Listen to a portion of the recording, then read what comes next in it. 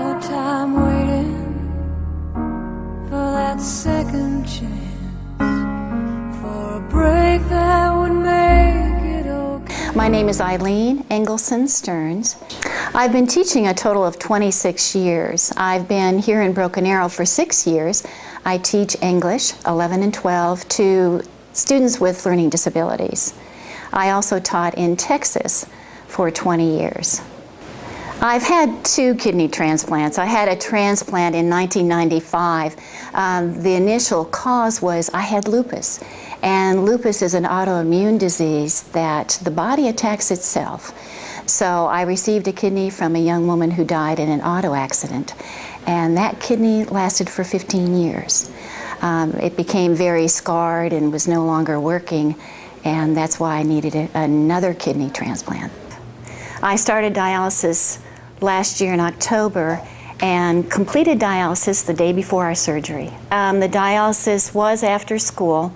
I would get there at 4 o'clock. I would get off the machine around 8:30, go home, get a bite to eat, and I felt exhausted. I mean, I taught all day, and I would just go to bed. It did take place 3 times a week, so it does make you feel tired. It's a process of purifying the blood. 2 needles are used. One was here and one was here, and what that does, it removes the blood from your body. I was on dialysis for almost 4 hours, 3 times a week. And the blood is totally drained, removed. I mean, it circulates through. It goes through this machine 6 times and cleanses the blood. I was on a waiting list about 1.5 years. My friend called me and she said, you know, I have this neighbor and she wants to donate a kidney. And I thought, oh yeah, right. She didn't even know me. Why would she want to do that? But she did. She did want to do that. I was pretty amazed. Well, I met Nikki for lunch.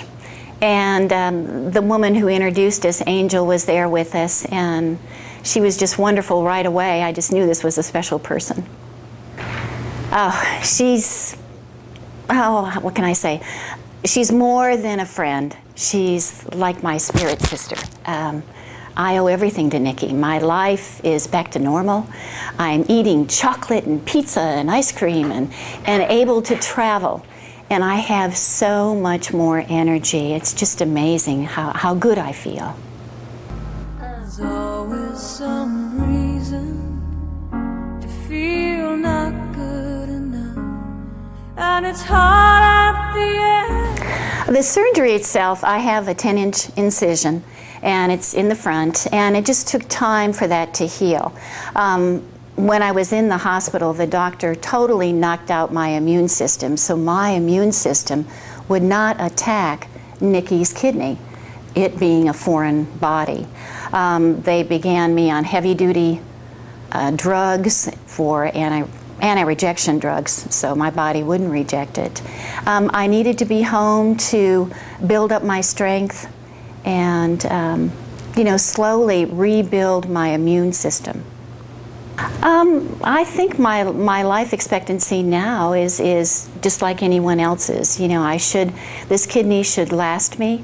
I am on less medication than I would be if the donor was someone who had passed away. So it should last. This kidney should take me to the end. It should last forever.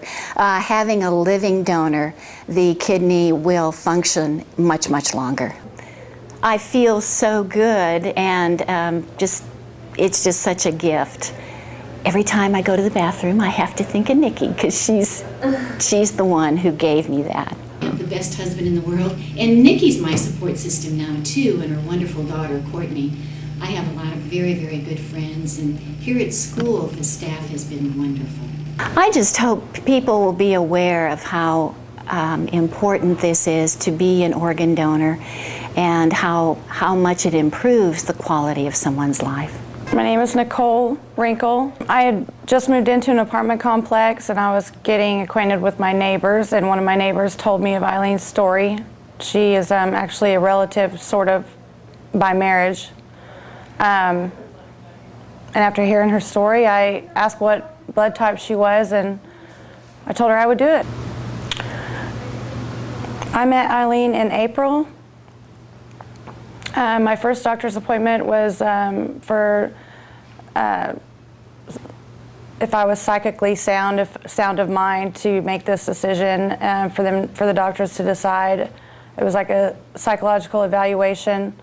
After that, they said I was fine to go ahead with the process, and I told them that we should take the express lane if we could, put me through the express lane. They, from April, I went through a bunch of tests through the months, and then July 22nd was our surgery.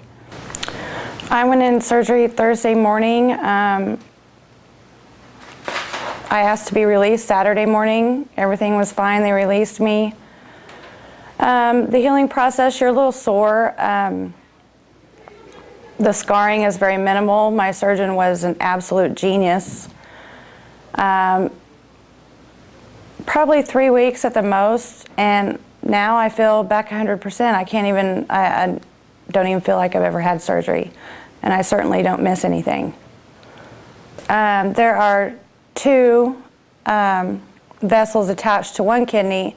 Depending on the person, it could be on the left or the right. It's different with everyone. They leave the one with the 2 ventricles, and they take the one that only has 1. And the one that they took from me was on my left side. I was blessed with very good health, and I didn't understand why I wouldn't. To me, the question was, why wouldn't I? Because someone was needing help, and I felt like I could handle the surgery and handle living without a kidney, because we don't need both. I'm not on any medication, no special diet. I go to the bathroom just as much as I did before. There is no different. For anyone considering living donation, I know for kidney, if you're healthy, it is so possible. It is the greatest gift that you could possibly ever give anyone. It is an amazing feeling. It is so rewarding in so many different ways. And if you're not a organ donor, I think that everyone should consider it. It's an amazing feeling. I never really expected to have such a close relationship with her. Through the process, I feel like she has changed my life and made me realize how much I hadn't been living because of her will to live and her fight and her desire to keep living. It made me realize how much I'd been taking for granted. We are very, very close.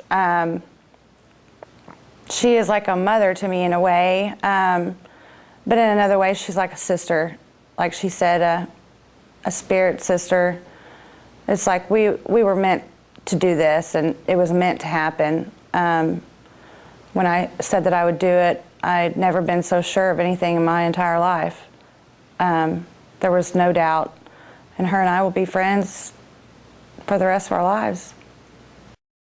Angela Romero was the neighbor, and if it was not for her, she had already posted things on her Facebook page trying to find Eileen a donor, because 2 of her family members had already tried and they were not a match. So her name is Angel. We call her Angel, and she deserves a lot of credit through this, because she connected us together. And if it wasn't for her telling me Eileen's story, I don't know that I'd ever known about it, and so we may not be here today. But our relationship is very strong. I feel a very tight bond to her, like we're meant to be family. After the surgery, the doctors came to us and told us that we were such a compatible match that all 3 of our antigens matched up, which means that we were close enough that we could have been mother-daughter. And what that means is there is a less likelihood that my body will reject Nikki's organ. Prior to our surgery, we went through 2 cross-match tests. The first one, I was kind of calm. I thought, well, okay, we'll see what happens. And once I found out that it was wonderful and Nikki was a match and my antigens weren't going to attack hers and destroy the organ, then we had to do it again. And that one frightened me. I was afraid something was going to go wrong. And Nikki just said, it's going to be fine, Eileen, it's going to be fine. So she's calming me down in the waiting room, and I'm just kind of freaking out thinking something's going to happen and it's not going to be real. I got to be the one to tell her that we were a match. After we done the cross match, I couldn't leave the doctors alone, the nurses up at the kidney transplant center. I kept calling them on their cell phones until I found out.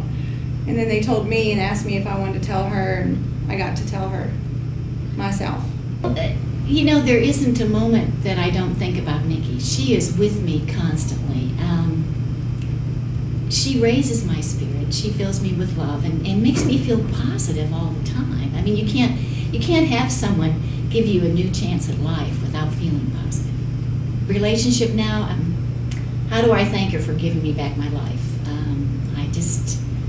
I love her dearly. She's just very, very special to me. There's just no way I can thank her.